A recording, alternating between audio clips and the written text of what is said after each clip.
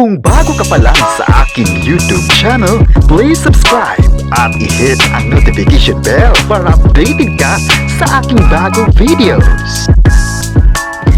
Bini nag-perform sa All Out Sundays ng GMA Network. Joanna, masaya sa kanilang performance. Ang buong detalye, alamin.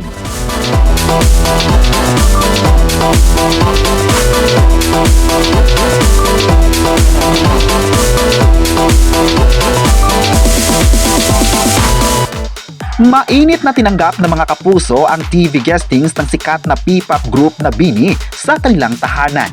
Ito ang unang pagkakataon na naging part sila ng sikat na variety show ng Kapuso Network na All Out Sundays na mapapanood tuwing linggo. Marami naman online ang masaya dahil wala ng barriers sa mga artistang mag-perform sa bawat show ng bigating network ng bansa ang ABS-CBN at GMA Network. Marami naman ang nagsabing sana marami pang collab ang gagawin ng dalawang network para magbubukas dito ng mga magagandang proyekto.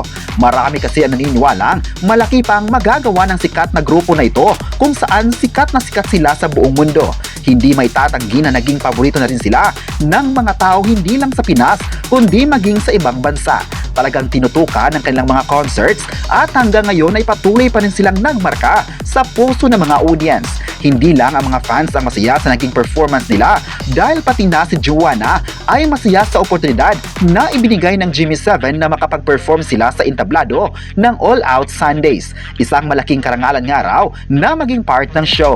Dahil dito marami ding mga kapuso viewers ang nagbigay ng suporta sa P-pop group na ito at umaasang mapapanood pa ito sa ibang shows ng Kapuso Network. Sa pagbisita nga nila ay makikitang tumaas ang ratings ng nasabing variety show na halatang inaabangan ng kanilang performance rito. Grabe naman talaga ang kanilang ipinamalas sa programa na trending pa sa social media ang kanilang pagbisita. Trending din ang hashtag Bini All Out Sundays at Bini sa GMA7. Marami talaga ang namangha sa pagkakataon na nagawa ng Bini at ayon pa ng mga viewers, magaling talaga ang grupo ng Bini dahil mula noon at hanggang ngayon ay patuloy pa rin silang naging consistent sa mga ginagawa nito.